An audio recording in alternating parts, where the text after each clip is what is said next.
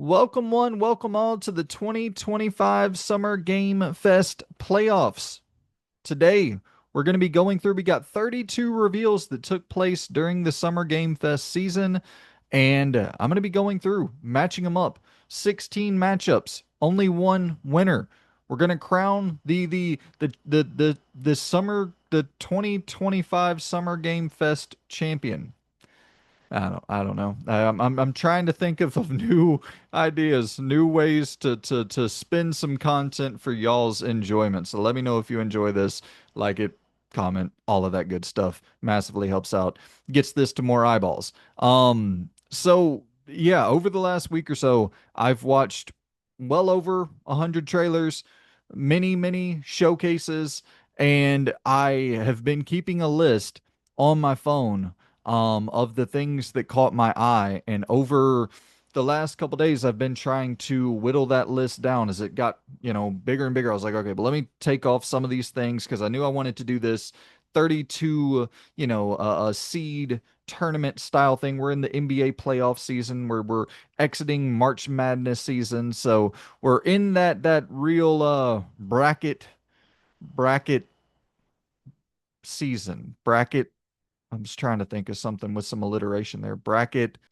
Yep, I got nothing. But what we're going to be doing today, as you see all the fucking horrible ads and shit, I'll get this out of your way here in a second. But we got all the matchups listed out here. And what I'm going to do is I'm going to shuffle these seeds around here. Just a couple quick shuffles. We'll do three of them real quick. And then I'm going to go into presentation mode. That way we can remove all the ads. We got all the tournaments, all the bracket fighting you can see clearly on your screen there. So how about we go ahead and get this thing rolling? And I guess I should say before we jump into it, I'm going to be basing this on three different sort of rules set, three different pieces of information. The number one would probably be surprise, something that you were not expecting. Just whenever you think of best E3 moments, the surprises are what comes to your head first. So to win the champion of the 2025 Summer Game Fest festivities, you got to be surprising. So that's probably your top thing there. Second on the totem pole, I would say is quality of the trailer. So surprise is really important, you know, and something we're not expecting. It shows up, it surprises and delights. But if the trailer wasn't great, that hurts it a little bit. And if something that we knew about and we had already seen before, popped back up, but it popped up with a trailer that just stunned us, that will obviously help that trailer. And I should say, I tried to cut out when I was going through my list anything that looked, anything that we had in previous Summer Game Fest seasons, previous Game Awards announcements, stuff like that.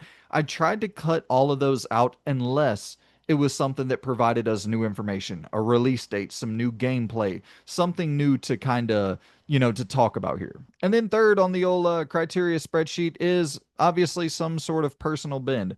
Nobody is going to ever be able to, rank or score or review anything without having personal preference play a factor into it. So that's kind of a given. But I will say I tried my best to minimize some of that where like I had a bunch of tank-based old school PS1 Resident Evil Silent Hill inspired horror games on my list through the Indie Summer Horror Game Award showcase thing.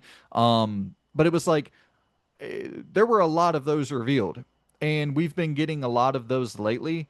And I know that that's something that most people don't have much interest in.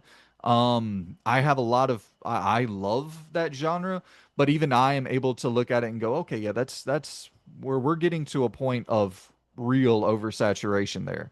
And even stuff like Holston, which I think looks absolutely excellent, pretty much everything that was shown, other than it, I think it got a demo, but pretty much everything that was shown is stuff we already knew, and it didn't have a release date or any new gameplay, at least from what I saw. There wasn't really any new gameplay that really popped out and was like, oh, that's brand new. That's really different. So I didn't include that. And that's probably like one of my most anticipated games in general. So I tried my best to make to pick the games that really did make a splash in the Summer Game Fest 2025 week of announcements. All right, so that was a lot of rambling up front. Let's get to the fun shit now. Let's get to the old matchups. And first one up on the board, we have two fucking licensed juggernauts going at it. Um, this is actually a little bit tougher than I mean, listen, let's go ahead and get it out the way. James Bond, First Light, 007 First Light's gonna take the win, but that's actually a little bit closer than you might expect. The 007 First Light looked excellent, and I believe RE9 is closing in on 007 for the most viewed game of Summer Game Fest, the week of festivities, but I think 007 First Light is still the most viewed game reveal of the week.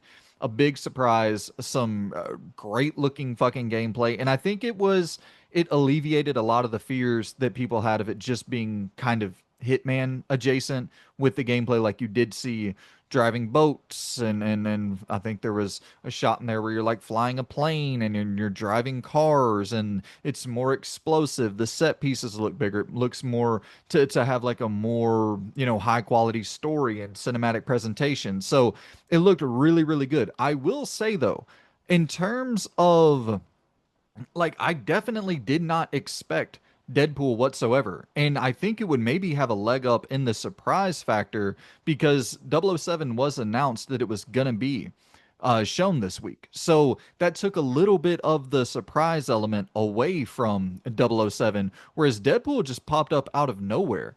And shout out to fucking Meta for continually funding the VR space. And it doesn't seem like it's ever going to really work. But if we're looking at impact, if we're looking at games that could have a major impact, Deadpool could, because listen, it's still a hot property. Marvel is still just like Batman last year. It got a lot. It got me in the door for Meta. I returned it after realizing probably a couple 3 hours into playing Batman. I was like, Jesus Christ, I do not want to play VR games, and I think that's kind of the realization most people have after a few sessions with VR. They're like, it's a cool novelty thing, but this is just not the way I want to play games. And I think that's just a major uphill battle. But regardless of all that horse shit, that game looks really fucking good.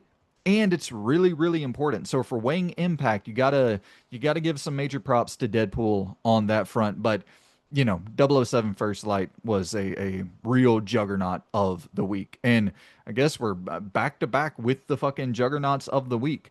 RE9. Oh, Jesus. So that's actually, goodness gracious, that could have been the finals. I should have looked at how this shit was shuffling up. So we pretty much next round. So to go ahead once again to get this out of the way, RE9 versus Wonder Stars. RE9 is taking the win here, and I'll shout out Wonder Stars in more detail here in a second, just to put it on people's radar. So listen, RE9, I think that definitely there were some peaks and valleys with that. We thought we were going to get the announcement towards the middle of the show at SGF, and then they did the bait and switch, revealed it at the end. I think there was some element of kind of deflated sort of hype with that. However, it's fucking Resident Evil 9. You know what I mean? It's massive. For Wander Stars though, this is a really cool looking video game, man. It's a turn-based RPG, and it has like a lot of early Dragon Ball Z energy in this trailer. And the animation style is absolutely incredible. And there actually appears to be a good degree of depth and variety with the turn-based battle system on offer with Wander Stars. So I think this looks really damn good. I wanted to shout it out. Unfortunately, through the shuffle seating that we did, it got a rough matchup early on. Mixtape versus Mudang. So this is Mudang is that game that was revealed at the Xbox showcase that looked a little Splinter Cell Metal Gear-esque with a touch of Resident Evil, third person over the shoulder shooter with the zombies flying at you. And It looked really, really fucking good. However, I do not know the developer. I you do start to worry sometimes, like, you get some of these games that get announced and they never end up coming out. I remember being really hyped for that Project M game, which was NCSoft, I believe, and they canceled that, and it had kind of a similar thing to it. It looked a little bit more Detroit Become Human-esque than Splinter Cell Metal Gear-esque. But you see a lot of these games pop up and then they never end up releasing. So that hurts the hype a little bit for this one, but it was a brand new reveal. So surprise factor definitely goes to Mudang. With mixtape, I think the thing in terms of quality of trailer, you still probably take Mudang there. But in terms of quality of the trailer, mixtape, that's why I put it on here because we had already seen mixtape, but we didn't see you're playing baseball, you're TPing houses. There's real, like, full 3D control over certain sections when you're skateboarding around the town. Those are the bits that you need. Like, if you're going to re-reveal, you got to have those little bits that make it stand out. Just another trailer a year later isn't really going to elevate you forward. So that's why it cracked the top 32 trailers of the week. But you got to go with Mudang. Moving on to the second round. Now we have Hirogami versus Romeo is a Dead Man, and I so look. Hirogami looks really, really good. This origami, everything in the world, all the characters, all the environments are all made of paper. It's a 3D platformer. It looks solid. It looks fun. But of course, Romeo is a Dead Man is taking the win here. Suda 51, new IP, batshit crazy. You see the opening, the animated shot that looks just Adult Swim meets fucking the most vile, absurd shit you've ever seen in your life. Half of a human's face is being ripped off, just flesh hanging there. It's so grotesque and over the top. And then it cuts into the gameplay, and you're like, oh yeah, yep. Suda 51. This is Suda 51 1000%. No more heroes. Killer 7. It's right there in that vein. And yeah, playing as a bounty hunter, going around and fucking it's a style of game, character action, it's a style of game that I absolutely love. So of course, when you're factoring in the personal bin there, the personal bias, I'm biased to that style of game much more so than I am towards you know, uh, Hirogami, the 3D the 3D platforming and shit like that. I like those games a lot, but a new Suda game, my personal bias is going to outweigh pretty much the quality of the trailer and the surprise, which I think honestly you can debate quality of trailer, but surprise element, you probably go Romeo is a Dead Man. Like I don't think anyone expected a new Suda 51 game to be announced at that state of play. All right, here we go. We got two indies, and this is going to be a tough one. We have Paralives versus Suit for Hire. So Paralives is a kind of sim slice of life style game where you can like build your home and your character, and you'll go through life, and you're gonna get older and have hardships and then heartbreak and then love and betrayal and all the good and bad that comes with life. It's Okay. So we'll leave that there and then we'll talk about Suit for Hire. Suit for Hire is really interesting because it's swapping between isometric top-down view when you're outdoors, and then when you're indoors, it kind of closes in behind your back, and it has this sort of Max Payne kind of perspective and feel to it. And it looks like it's swapping between something like a Hotline Miami or a John Wick Hex and a Max Payne, and which is really cool. Two different styles of over the top, shooter based action games. Paralives looks good, no doubt, and I think that that's a market that, yeah, I guess that kind of got to factor that into it as well, where Suit for Hire is doing some unique things in a genre that is, I wouldn't say oversaturated, but it's a genre that has quite a bit of competition. Whereas Paralives is kind of that like sim space. You know, create a family, create a character, live a life, get married, have kids, get divorced, like all the all the shit that you expect in your day-to-day life.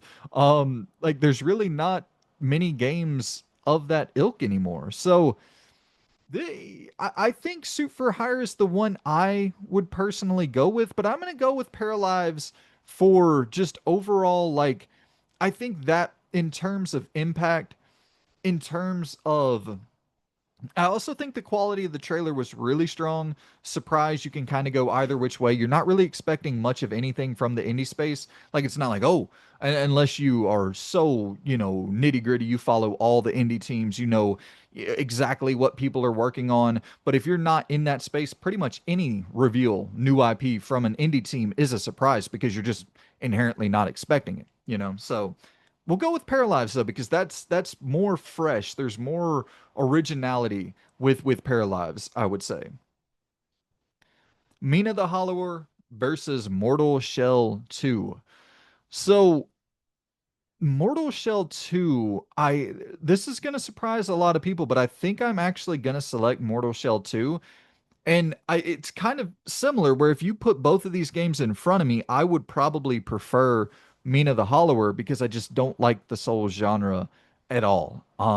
But there did seem to be a little bit more pace with this. There seemed to be a little bit more speed with this.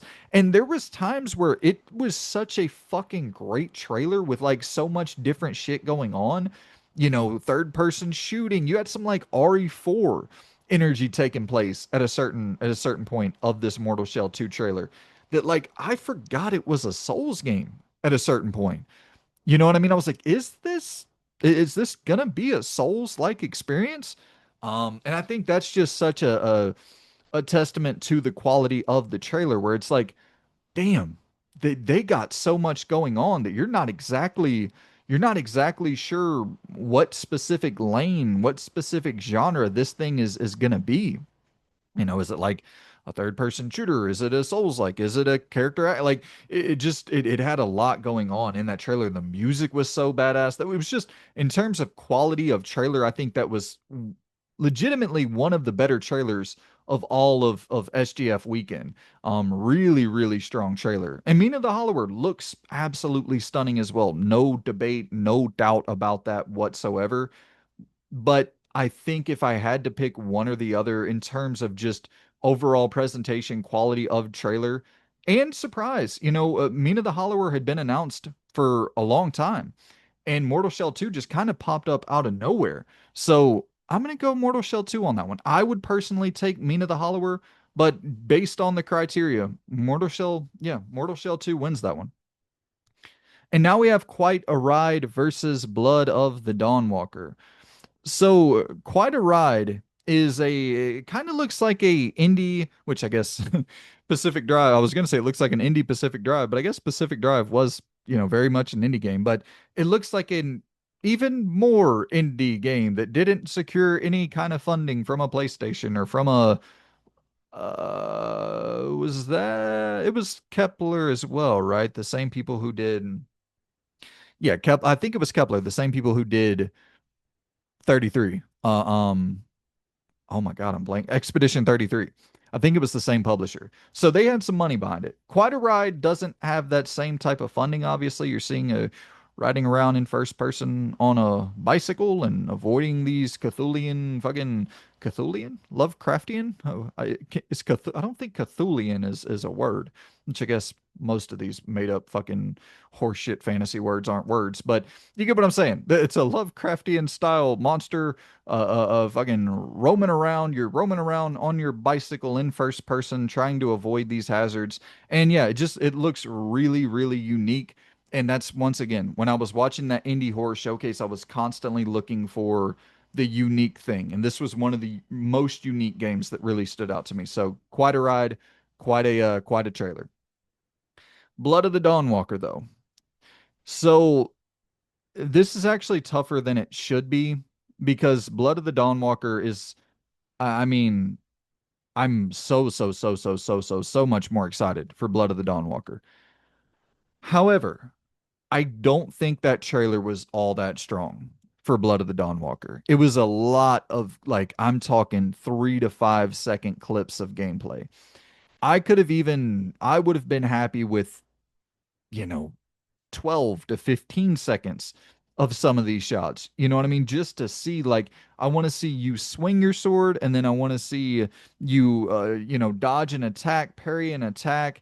I just want to see, like, some sort of the actual flow in combat. And there wasn't really much to show you there wasn't much to show you the actual moment to moment how it's really going to feel when you're in combat. But to their credit, they are having a full deep dive gameplay reveal on June 21st. So, yeah, but that's not what we're judging here. It's not June 21st yet. Um, yeah, listen, I think if you go surprise, of course you're looking at quite a ride over Dawn Walker. We knew Dawn Walker was going to be revealed in the summer. We didn't know where it was going to be revealed. But I do think, listen, at a certain point, you just got to go personal bias. I'm going Blood of the Dawnwalker with this. I just think that the tone, the whole vampire vibe, and at least getting just a slight look at gameplay. Yeah, I'm so excited for that damn game that I'm gonna let my personal bias win on this one. All right, now we have Grave Seasons versus There Are No Ghosts at the Grand. And Grave Seasons, this is it's coming from Blumhouse, who they started up their horror game initiative, their publishing label recently.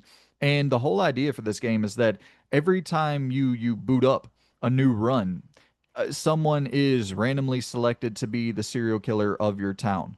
And to finish the game, you have to like I believe you have to like find the serial killer, get them arrested or get them killed, or so you gotta figure out who the serial killer is and solve that sort of puzzle as you're going around and doing your kind of, I don't know if it's necessarily a farming style, management style. Like you got just a chill, very chill, cozy background game with a serial killer looming in the background, which I think is such a good juxtaposition. There's such a vibey, cozy thing, but then in the background, you know that you're potentially about to get fucking slaughtered, which is really, really unique. However, it's going up against another really, really unique game. Your house flippers and your power wash simulators and your this vein of game that kind of spawned, I don't know, maybe less than a decade ago or so. We've seen a lot of iteration in this space, but I don't know if we've seen something quite as funky as this. This has a real vibe to it, man. The music, the jazz music was so strong in the trailer. And then you go into that, house flipping, making the renovations and trying to, shape this town with your sort of, I, I guess your creative energy. You're splashing your creative energy and bringing this town to life in your vision. How about that as a fucking description? But yeah, it just, and then it goes into this sort of more ridiculous kind of story centric thing, and you're kind of, it gets fantastical, and there's just a lot going on in this trailer. You see the characters like driving cars and shit later on in the game, and you're like, what the hell is this? But I think if I had to pick one or the other, just in terms of like core hook, core premise of the game that really stands out to me more, I would probably go with Grave Seasons. All right. Um, shit. Let's see. I would kind of like to do the whole other side first. You know what? No, fuck it. We'll keep it rolling as is. So we have, man, the shuffling really fucked this up, dude. So we got 007 First Light versus RE9, which, yeah, that kind of anticlimactic. This should have been a matchup for way later on. So the two biggest games of Summer Game Fest season by far are meeting each other in the second round. Uh, okay, so yeah, this is brutal. Resident Evil is my favorite video game franchise of all time. I massively lean Resident Evil over 007. I have much more passion for Resident Evil than I do for 007 as a franchise. However, if we talk quality of trailer, 007 First Light is, I mean, at a totally different level than that Resident Evil 9 reveal trailer. And that's not to say, like, that's not a knock on the quality of the game that I think we're going to get with RE9. I think the game could very well be a much better game than 007, but we don't know that because we didn't see any game. There was no gameplay. There was a shot of people talking and a shot of Raccoon City after the events of Resident Evil 3, and you know, it just kind of gave you sort of a tonal idea that it's going to be pretty fucking dark. It gave you an idea for some of the characters you're going to see, but how the game's going to play, I listen, cinematic, high action, fucking they're talking about high budget experience that you're going to get here that's going to be different from previous Resident Evil games. I'm excited for that. We didn't see that though. So surprise factor, it beats 007. Quality of trailer, 007 takes it in a landslide. And I think I'm gonna lean on that side because it just was there was so much in that 007 trailer. Um and yeah, I'm gonna lean on the substance. All right. Romeo is a Dead Man versus Mudang.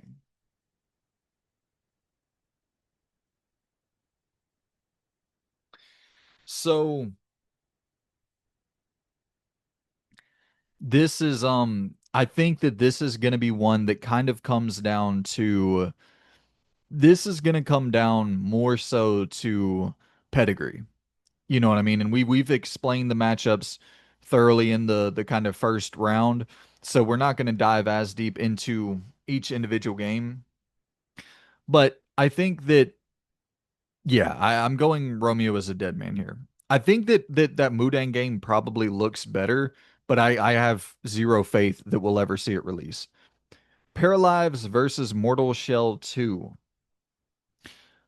Originality definitely goes to Paralives. Quality of trailer definitely goes to Mortal Shell 2. Personal sort of bend, I lean towards a Paralives more than a Mortal Shell 2. Surprise goes to Mortal Shell 2. So if you're talking two of the three, Mortal Shell 2 takes the win. Blood of the Dawnwalker versus Grave Seasons. So I honestly, man, I'm gonna have a tough time kicking Blood of the Dawnwalker off if I'm just being completely real. You're talking about ex CDPR talent. You're talking about a third person action adventure role playing game experience. It's like my absolute wheelhouse. I love vampires. I love the dark tones. I love the atmosphere. Like I like everything we've seen. I just want to see more. So it's like I'm gonna have a tough time kicking this from the list. I'm gonna go with Blood of the Dawnwalker here. Grave Seasons has a very unique idea for a game in there, and I will play it just based on that unique premise alone. But like, I that would be a game I could see myself picking up and out. It's like I'll get around to it. Blood of the Dawnwalker, as soon as it releases, I am there. So, I know I'm leaning with a lot of bias on Blood of the Dawnwalker, but I really want to play that game. And I don't even think it's necessarily showed anything that warrants the level of hype that I have for it. That's kind of the bummer. But hopefully that June 21st show will remedy that. 007 First Light versus Romeo is a Dead Man. So this is kind of a weird one because surprise, both were really fucking surprising. Romeo is a Dead Man probably takes it though because IO announced that they were going to have a presence at SGF. Quality of trailer 007 probably takes it. So it kind of comes down to personal bin, and that's where it gets really tough. Where is my where does my allegiance lie here? I love Suda 51 games so damn much. I, you know, I love the 007 franchise. And so it's like, do I love the 007 franchise more than I love Suda 51's pedigree? How the fuck do you how do you really judge that? I think I probably do go 007 because I just think the trailer in 007 First Light was a little bit better than Romeo is a Dead Man. Like you know what you're gonna get. You're gonna get your hacking and slashing. You're gonna get your, maybe some third person shooting in there. You're gonna get your over the top humor. There was that little bit at the end of Romeo is a Dead Man that I wish they expanded upon greatly because that's where you saw like the real unique factor. The you see, like the side scrolling, the old school NES games. There was so much shit going on in that final little shot. I'll make sure to clip it in here so y'all can see it. There was so much going on, and I'm like, what is that? What the fuck is going on there? And then that opening animation, is it going to be like, is that going to be the cutscene presentation? Are we going to see more of that? Can we expect that throughout the game? So some of those questions, I still definitely still linger with Romeo as a Dead Man. If that stuff is more present, then yeah, I think that could be like, that could be a game that is maybe more so for me than even 007, but there's still a lot of questions I have where I think that IO answered pretty much every question that I had with 007 First Light. I know some people are still like it looks a little bit too Hitman-esque, and I get that. But I've listened to a lot of interviews with the creative director, and I've listened to a lot of interviews about 007 First Light, and from what they're saying, they're like, no, this is a totally different style of game. It's cinematics, it's a lot of cinematic presentation, it's a lot of third person action, it's a lot of, explosive set pieces, and it's kind of leaning into everything that you want from a Bond game, while also still giving you some of that freedom, and giving you some of that the gadget technology, and then also kind of the level design of a hitman at certain times where you do have a little bit more agency opposed to just cover shoot kill, cover shoot kill. But yeah, so, and I can't factor that in too much into because we're just talking about I mean, we are talking about overall SGF week, and that information was divvied out over SGF week. But I think even in the trailer, everything they're saying, if you watch the trailer, like it's pretty well represented there. Um, but yeah, I do understand people's fears of it being a little bit too Hitman-esque, but going 007 First Light there. All right, now we have Mortal Shell 2 versus Blood of the Dawnwalker, and this is where, unfortunately, Mortal Shell 2, what a fucking trailer you had. Um, you know what, man? That trailer was really good. Like, really, really good. And I know I'm letting my bias kind of run away with Dawnwalker here, but if every single element, yeah, I can't let Dawnwalker win this one because if you look at every single element, surprise, quality of the trailer, like every single element, it takes it other than personal bias. So gotta go Mortal Shell 2. I much, much, much prefer to play Blood of the Dawnwalker, but that Mortal Shell 2 trailer is absolutely fucking fantastic. Yeah, and we had no idea that that was going to pop up. So I'm going Mortal Shell 2 on that one. In the spirit of E3, Mortal Shell 2 has to take that one. But in the spirit of E3, it definitely ain't taking it over 007 First Light. First Light is going on, moving into the finals. 007 First Light takes the Eastern Conference Finals. Probably, if we're talking NBA, that's damn 2007 Cavs versus Spurs. That's a sweep. 007 First Light takes that one 4-0. Um, all right, so now we head on over to the oh well, I guess technically I guess this would be the Eastern Conference here, and the left side would be the Western Conference. But heading on over to the bracket number 2 here, we have Acts of Blood versus Pragmata. And Acts of Blood, this is so Pragmata just kind of popped up out of nowhere after being gone for a while and having those little, hey, we're sorry it's delayed again, we're sorry it's delayed. And it's like, okay, I think people started expecting that this thing would get canceled, and then it just pops up out of nowhere. And it's like, hey, we're releasing in 2026.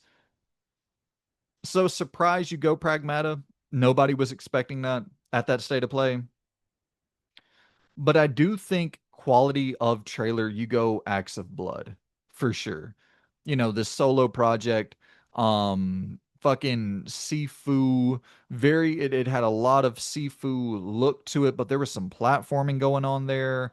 I believe there was a little bit of shooting in that trailer, so it was separating itself from your what you expect or from a Sifu styled experience. It's like solely copying pasting. It's definitely not that. Um, but uh, damn. Yeah, I think I'm gonna go Axe of Blood on this one. Pragmata looked a little bit stiff. Some of the gameplay in Pragmata looked a little bit stiff, and I know you're kind of this tanking, sort of hulking fucking character. You're a big motherfucker, with that whole, spacesuit and all that shit, but it just looked a little bit sluggish, in my opinion. And Axe of Blood just looked really, really good. Really good. The Outer Worlds 2 versus damn. So yeah, Marvel Token Fighting Souls. This is one where I think I'm probably gonna go Token Fighting Souls over the Outer Worlds 2.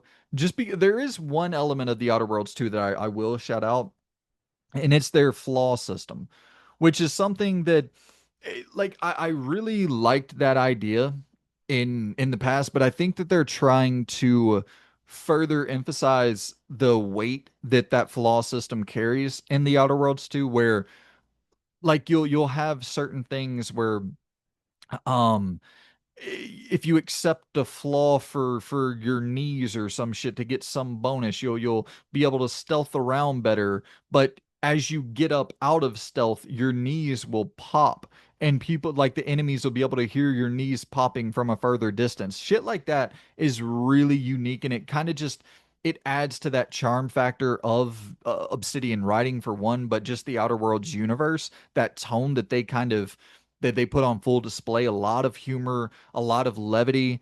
It's still a serious story with like real plot lines and characters that you care about, but they add in so much levity, so much humor to their experience that I really appreciate. But when compared to a fucking new Arc System fighting game, and oh, by the way, it's also a Marvel game, and oh, by the way, it looks absolutely fantastic. It clears it on every front. The trailer was better. The surprise was at a much higher level. Personal bias, when factoring that in, yeah, no doubt. The Outer Worlds 2, I'm 100 times more excited personally for the Outer Worlds 2 than Token Fighting Souls. But Token is going to be huge, man. That game is going to be fucking massive. And when looking at impact, you got to go Fighting Souls there. Next up, we have High on Life 2 versus Echoes of the End. So Echoes of the End is it kind of looked like fucking fantasy, like kind of had some Jedi Fallen Order but fantasy vibes going for it. Fantasy Fallen Order, that would have been a better fucking description there. So it's you're seeing a lot of like real action adventure sort of DNA in this game. You're seeing the whole you're falling down, you're sliding down, and you gotta get out of the way at the perfect time, and the whole exploration and platforming and all of those elements that you like I said with your Fallen Orders, your Uncharted, your good third person action adventure games. It had a lot of that in that trailer, and then it also had your just third person action oriented combat. And I don't know, I just thought it looked really damn good. I think this was also the one, if I'm not mistaken. Obviously, a lot of these kind of blend together in my head, but I think this is the one where the developer was saying they have a real cinematic sort of focus, like they want this to be a ultra rich um story focused experience for Echoes of the End. So it definitely earned some points there. High on Life 2 was definitely a surprise. I don't know. I mean, listen, the first game was incredibly successful. It sold a fucking boatload of copies, made a whole lot of money. So them lining up for a sequel, that's not the most surprising thing in the world. But I don't think there was any leaks on this, any rumors on this, any information on this. And then that trailer, I don't think it was in game and now that I've watched it back a few times, I don't think it was in game at all. I think that was all like a pre-rendered cutscene to look like gameplay, and that I think will be what knocks it a couple points. And I probably will go Echoes of the End over High on Life 2 for that. But I think conceptually, the idea of that game, but with a skateboard and with, having like that new element to it that fits perfectly with the over the top fucking insanity and humor. I really cannot wait to see how that's executed in real gameplay. But Echoes of the End showed a good deal of real gameplay. I think it looks really good, and I'm always going to kind of lean on the side of gameplay. But in terms of surprise factor, you probably go High on Life 2 for sure. But yeah, you got to go with the real gameplay here. Clockwork Revolution versus Silent Hill F. So the only reason I included Silent Hill F, I know we've seen it a ton, but the only reason I included it was because we got a release date. And also, I don't know if y'all are in this boat, but I was unaware of a lot of shit with this game. Like I don't think I knew it was set in Japan before the trailer that we had. I think it was at the State of Play. I didn't know, I don't think we knew a release date before that trailer, the most recent trailer. And I didn't know it was a third person melee based game. Like I had no idea that that was the main hook. And I don't think that combat looks particularly good. It looked a little bit janky. But once again, Silent Hill 2 remake looked a little bit janky until we got our hands on it and it was excellent. So I'm reserving my judgment until we actually get the full game released. But it's going up against Clockwork Revolution, and that's not even a competition. Clockwork Revolution by 80 on this one. That's one of the greatest trailers that's ever been shown at any event and any E3 ever, any showcase ever. That's fucking crazy. What In Exile is doing in that game is genuinely batshit fucking insanity. Taking that expertise in the CRPG space and then bringing it to your first person, role playing BGS style game or whatever the hell you want to call it, your Warhorse style games, your Obsidian style games, your the list goes on and on, but it just looks stupidly good. Like it doesn't even make sense how good that looks from the customization, from your background types, from your customization of your weapon types to being able to rewind time and have different sort of environmental effects that are taking place based on how you rewind time, rewinding time and being able to collect your bullets, or just all of these crazy little attention to detail things with the time, the being able to manipulate time like that and just having that device. How are you? My mind just goes crazy of all the cool ass ways you could possibly utilize some sort of time manipulation tactics in gameplay, like in real time. And then the decisions you make. And also, I don't know if y'all noticed, like in the decision making, there was a conversation that it seemed like so much of the decision making wasn't necessarily dependent upon like what you choose to say as much as it was dependent upon who you choose to speak to, which is really, really unique in one, single conversation with a group of two or three people. The order at which you talk to people could actually have impact. And how, like, we play so many damn games where you see multiple people lined up in a environment and you just walk to one, talk to them, walk to the other, talk to them, walk to the other, talk to them. You exercise all your points of dialogue option to make sure you get all the information, and then you go and do your quest. This actually makes it feel like there's some importance of, okay, well, these three dudes, this one's the hothead. That one over there, he's pretty practical. That one over there, he doesn't like that guy in the back. So maybe I shouldn't agitate. Like it's all these different sort of, it's not just branching. It's this momentary sort of I don't know exactly the term I'm looking for here, but you have to have it makes it feel like you're going to have to be pretty fucking active and pretty involved in just simple conversation.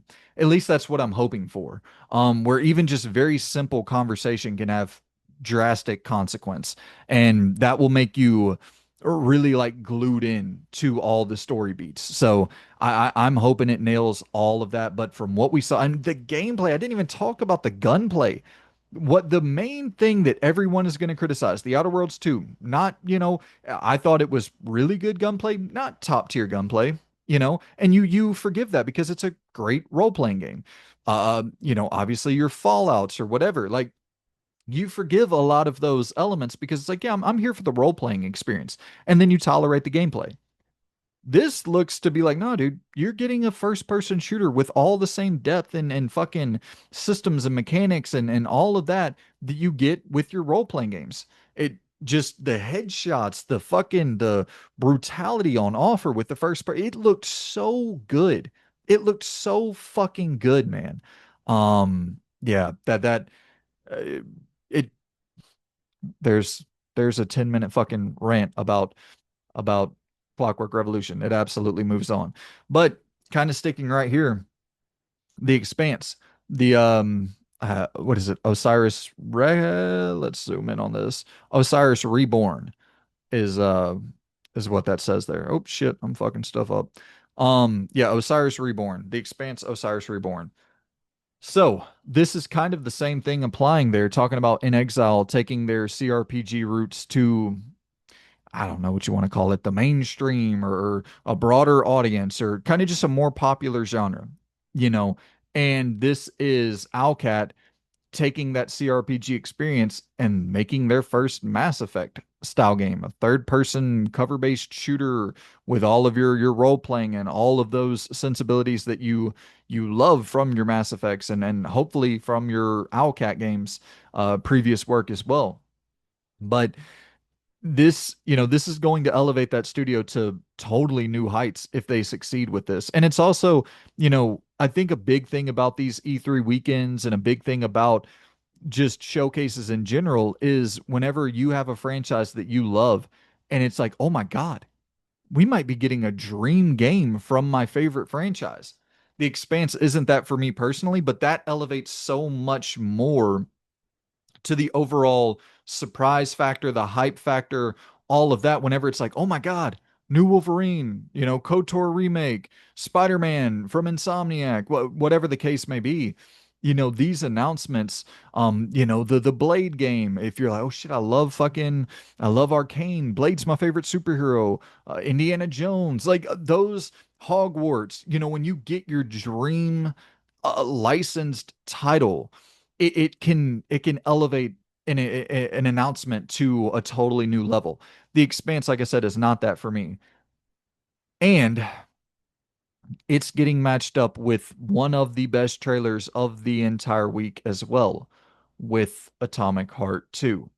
And the problem here with Atomic Heart 2 is that the first game was not great.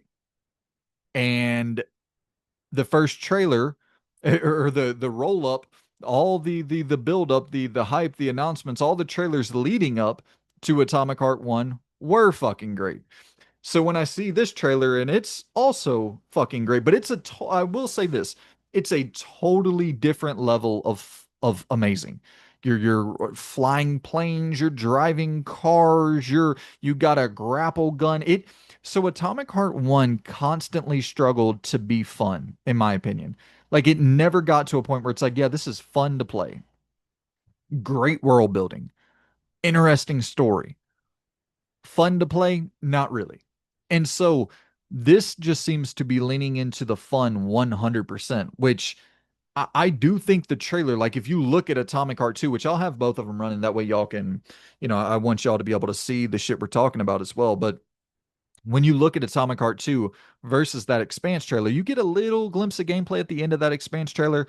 Atomic Heart 2, I mean, it it is just a much, much, much, much, much better trailer. Much better trailer. Much more interesting. But kind of like we talked about with that Mudang game. Do I trust you? I trust it'll come out. Now, do I trust it's going to be good when it comes out? Do I trust it's even going to function when it comes out? No. And it kind of the better the game looks, the less I trust it. Like I think that it might look too good to function the way it's supposed to function. And I think that hurts my hype. Surprise, you go Expanse. Quality of trailer, you go Atomic Heart 2. Bias is weird because it's almost the opposite of bias where it's like anti-bias. Like I have a negative association with Atomic Heart 1 so much that I'm going to take the Expanse here. Neverway versus A Plague Tale Legacy. Resonance, A Plague Tale Legacy. So we talk about bias. This is an unfortunate matchup for Neverway.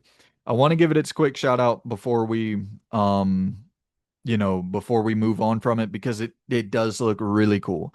It's a horror role-playing game and also kind of, somewhat like that same slice of life style adventure game. You're going and you're paying off your mortgage and you have romance options and there's just a lot of cool shit going on along with the horror elements in this game, in this trailer, but it's unfortunately matched up against A Plague Tale, which is, I think, Innocence and Requiem are maybe the strongest 1-2 punch of storytelling for maybe any video game franchise I've ever played.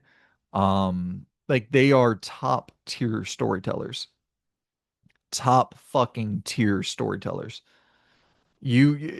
For anybody who played to the end of A Plague Tale Requiem, like you had to rehydrate for fucking months. It hits, man. That shit hits so fucking hard. I don't get emotional. Like I don't cry over a lot of game. Let me fucking back up acting like I'm some macho. I fucking never mind. No need for a 10-minute long story. But I can be a bit emotional for sure. So I don't want to I don't want to say that but here's the deal. It's a totally different level of like emotional investment and connection to a story. I'm not fucking sobbing while playing most games. I was sobbing after finishing Requiem, man. That fucked me up, dog. Fucked me up. And there was a moment in Innocence, not to that level, but it hit me hard as fuck as well. It's just, it is a, dude, they are, that team is so talented. So fucking talented. And then they do the flight sim games as well. So listen, this is just straight up personal bias because the trailer is better for Neverway. Straight up. Plague Tale shows you nothing. You know what I mean? It shows you it's a prequel. You see a character that looks a lot like Amicia, but she's not Amicia, and then you start thinking about uh listen, I don't want to spoil Requiem, but you start thinking about some of the ending, the implication of what the fuck could that ending actually mean, and this connection with Amicia. You start thinking about a lot of the shit, and then my brain goes, "Oh, damn, there actually could be a really interesting way to spin this narrative." But anywho, a Plague Tale is going to move on, unfortunately, for Neverway because Neverway did have the better trailer. Ill versus Keeper. I, I gotta go Ill on this one. First person shooter, single player campaign, horror kind of get some condemned energy with that game. The enemy variety is definitely a little bit lacking with Ill, but the limb dismemberment, the gore, the fucking the I really really dug how the enemies animated or how the enemies kind of reacted to being shot. It just had this very reactive sort of realistic feel to it. And yeah, I thought that trailer was really good. And then with Keeper, I just thought that trailer was really bad. I think it's kind of as simple as that. Surprise factor, sure. Getting a new game from Double Fine is always awesome. But like I don't have any interest in playing that. And then I think quality of trailer, it's like if once maybe that leans bias, maybe other people don't feel the same way that I do, but I just don't feel like that trailer was good. Like it just I don't want to play as a fucking lighthouse like tower just platforming around. I have no idea how that is going to be compelling. I'll play it because it'll be on Game Pass, but like if you were selling that game to me, I would never in a million years buy that. And I know Double Fine does a lot of weird shit like that, very experimental, out there shit. It's been since 2021 since they put out a game. Whenever they were doing a lot of that like weird kind of off the wall quirky shit, they would drop, two games a year, a game every year. They had a crazy cadence. And I was just thinking, with the 3 year or 4 year build up to their next game, I was like, oh, cool. Maybe Psychonauts 3, maybe a new IP that's similar. I don't know. And maybe you can say this is a new IP that's similar, but damn, I could not care less. We have Felt That Boxing versus Stranger Than Heaven. So this is another one that's I'm gonna kind of lean negative a little bit, unfortunately. Stranger Than Heaven, I think, had a worse trailer than its debut trailer, and that's unfortunate. RGG is very, very, very talented, but when you saw that first Project Century trailer, you're like, yo, this this is something. It looked kind of Sleeping Dogs adjacent. And of course, it was a kind of concept trailer giving you an idea for how the game is going to play. But it looked like you were really going to have much more going on with the combat system in Project Century or now Stranger Than Heaven. But then you this trailer, the new trailer, it it just looks a lot like Yakuza. You know what I mean? And it might end up being a Yakuza kind of time capsule going throughout the entire century. Um, and then the sort of buildup of the Yakuza. Like, there's some cool things they could do with it, but yeah, it's just a little bit of a bummer that. And listen, we still need to see a lot more of it. There wasn't much gameplay showed off, like, so I can't sit here and say that my hype is completely diminished for this game. It's not that at all. I like the Yakuza games. I'll play more of them. I was just wondering, is this going to be their chance to kind of level up a little bit? And I still hope that it is. And then that goes up against Felt That Boxing, which is batshit crazy. A Muppet puppet fucking boxing game. But like the humor for this trailer landed so much more than I expected. I think that the kind of Mike Tyson punch out style perspective for the boxing, that sort of gameplay hook is really novel. I know you're kind of saying it. You had like what was it, that Thunder Roy or Thunder something, Thunder Ray game that came out recently. You've had games in the indie space doing this. There's also a horror game that was at that indie horror game showcase that's like it's a horror kind of Mike Tyson punch out style blend. I probably should have included that in here. That was really unique as well. But yeah, I'm gonna go Felt That Boxing. It just, yeah, I think it kind of hits on every front. I'm gonna there's no doubt I'm gonna play that Project Century or Stranger Than Heaven. There's no doubt I would pick that personally if both of the games were sitting there in front of me. Which would I pick? It would be Stranger Than Heaven. But man, that fucking that Felt That Boxing was so weird that I got to shout that out. And it's like just the idea of these puppets and like this whole thing immediately as soon as it was shown, I had this negative reaction to it. And then bit by bit throughout the trailer, it just kept winning me over, which is once again such a testament to the trailer. Marvel Tokon versus Axe of Blood. So I mean, Tokon wins this one. This thing's going to be fucking massive. Huge surprise. Yeah, it moves on. Clockwork Revolution versus Echoes of the End. Clockwork Revolution takes this one by a mile.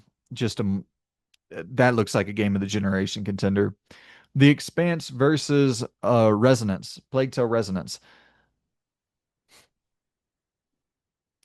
In the spirit of E3, I think you got to go The Expanse because I do think this is going to be that dream style licensed title that people yearn for. And I know the Expanse fandom, like they have a large fan base.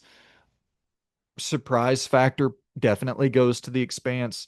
And yeah, I'm going the Expanse, unfortunately, just with my rule set here because you're looking at these two games. Neither of them really showed much gameplay at all.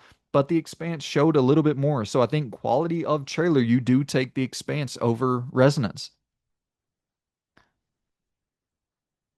Ill versus Felt That Boxing. This is one where I think they're kind of on equal footing across the board. Surprise, Ill was announced a long time ago, and I think it sort of fizzled out, and then it was. I could be mistaken on this, but I think that was announced a while back. So to see it pop up again was a little bit surprising.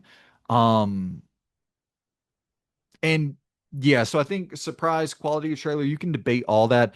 So this is going to have to come down to personal bias. Which would I rather play? It would have to be Ill. Clockwork Revolution. Oh, Jesus. Boy, oh boy. This is where it's like so hard not to be biased. Do I go Clockwork Revolution or do I go Token, which Token will be the bigger game. Token will, it was a bigger surprise. And then I honestly think in terms of quality, it's right up there, you know. Both were extensive, deep dive gameplay trailers. You know exactly what those games are, what they're going to be, which game looks more, you know, which game has more mechanical depth, which game has like more systems and more crazy shit that I've never seen before. Definitely Clockwork. You know what I mean? Like, but it's also it's a fucking RPG. They just inherently have more systems than most games, you know. And so I think once again it just kind of comes down to honestly, I don't know. It really probably doesn't come down to personal preference because if we're looking at the criteria in terms of number one being, surprise, Token demolishes Clockwork in that front. And then if we're looking at number two being um number two being the quality of the trailer. There, for me, I think the quality of the trailer is higher in Clockwork than Token, but it's not like you can't objectively make that statement. You know what I mean? They both kind of do the exact same style of trailer, so it kind of comes down to personal bias where it's like you get a super deep dive of each. Which deep dive did you like more? Um, and both deep dives, I think, they equally satiated the base that they were trying to appeal to. Like your Western RPG fans are salivating for Clockwork, and your fighting game fans are salivating for Tokon. Ah, fucking A. I'm gonna go Clockwork, but I acknowledge that Tokon is probably the correct choice. I can't not pick Clockwork here, man. I that game looks stupid. It looks of the highest quality bar. And we get those. I will say that we get games like this not often at all that are on this caliber in the role playing game space. I mean, but yeah, we haven't got a fucking Marvel fighting. I'm going Clockwork Revolution. Now we have the Expanse versus Ill. Going the Expanse on that one. And so is this, yeah, I think this is the finals for yeah, I believe this is the finals for conference two here for the old Eastern Conference here. Um, I Clockwork Revolution versus the Expanse. Bigger surprise, the Expanse. Better trailer Clockwork. Personal bias goes Clockwork for this one. But I will say, hell of a shocking reveal to see Owlcat going from the games they previously made to fucking this. Like that is but studios have to break out and have those moments. You know what I mean? And or I should say studios can break out and have those moments. So I'm not going to question them. You know what I mean? And it seems like the audience who loves the CRPG game experience, they like Owlcat. They like their games. You know what I mean? So if they make a high quality fucking Mass Effect style game before BioWare gets to make one, Hell, maybe before even Exodus gets to the market. Like that game, I have no idea where that game's at. But yeah, I mean, I can't. Just quality of trailer, Clockwork Dog Walks, that Expanse trailer. Just because, who knows? In terms of the game, the Expanse might be fucking phenomenal, but we just don't know that because the trailer didn't show us that. So I'm going Clockwork. Now we have 007 First Light versus Clockwork Revolution in the old Summer Game Fest finals for the crown to be the king of the Summer Game Fest season. It's fucking it's brutal. It's absolutely brutal because I'm now looking back at my decision to axe Marvel Tokon as like that was probably not the right move. Because I think when you match Tokon up versus 007, it's a better matchup. Surprise, you're like, ooh, shit, I don't know actually. Surprise probably goes to Tokon, you know, where it's like, no, nobody knew that. Nobody knew Arc System Works was making a fucking Marvel fighting game. It gets announced out of nowhere. No, like IO said, 007's going to be here Summer Game Fest weekend. And also a little bit of shade towards 007 as well or not 007, the game, but IO, they do weird shit, man. They had that event that was like old school E3, just a horrible event and kind of misleading to some degree. We just got the same 007 trailer. No real extra information. The information, the extra like real uh, information that I got about 007 was from like watching GameSpot's interview and watching the Game Business Show's interview with IO developers and shit. I didn't really get anything from the actual IO event about James Bond that was really interesting. So, and just kind of a little bit of a waste there, but it was a funny ass event. Um Shit. Because yeah, Tokon is the bigger surprise. You could definitely argue that Tokon had a higher quality trailer. And then personal bias, obviously, I'm leaning 007. The tough thing here for Clockwork is 007's still a bigger surprise than Clockwork. It was the first time we got real, like any real uh, insight or a real look at all into this new 007 game. And then if you do quality of trailer, Clockwork absolutely slaughters the quality of the trailer of 007 because we did get gameplay, but it just wasn't a ton. I shouldn't say slaughters the quality of the trailer. It's somewhat close, but Clockwork definitely takes it there. So I guess yeah, it kind of comes down to personal bias here. And I think in the spirit of E3, the winner should be 007 because that's an E3 ass game. You know what I mean? That's a game that pops up, people lose their mind. Like I said, it's the most viewed trailer from Summer Game Fest weekend. It feels like that's the type of game that feels like prime E3 style announcement. But the game I want to play more, the game I personally think looks better, if it is coming down to personal bias, I would have to go Clockwork Revolution, man. So the king of 2025, oh shit, what am I? Okay. Yeah, so we got the full bracket here that you can look over and you can see how everything led up to where it inevitably ended with Clockwork Revolution wearing the crown as the Summer Game Fest season, the king of the 2025 SGF trailers. How's that award for you?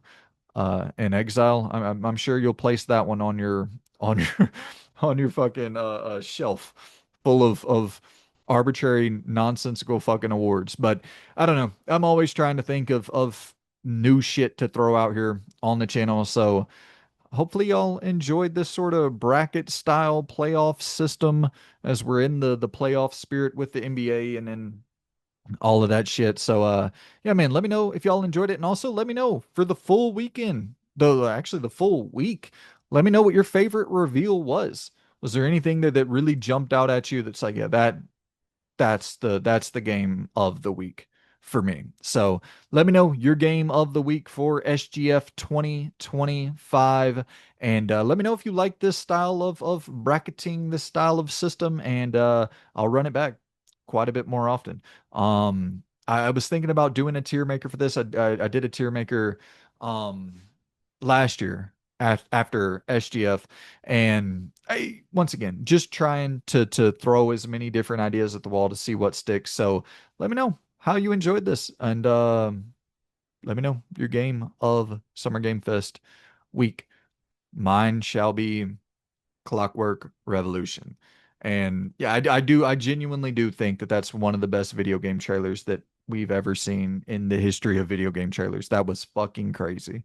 Genuinely fucking crazy. So shout out to inXile, shout out to Clockwork Revolution. Cannot wait to play that, hopefully in 2026, probably in 2027. But I don't know. Yeah, 2026, late 2026. I could see that.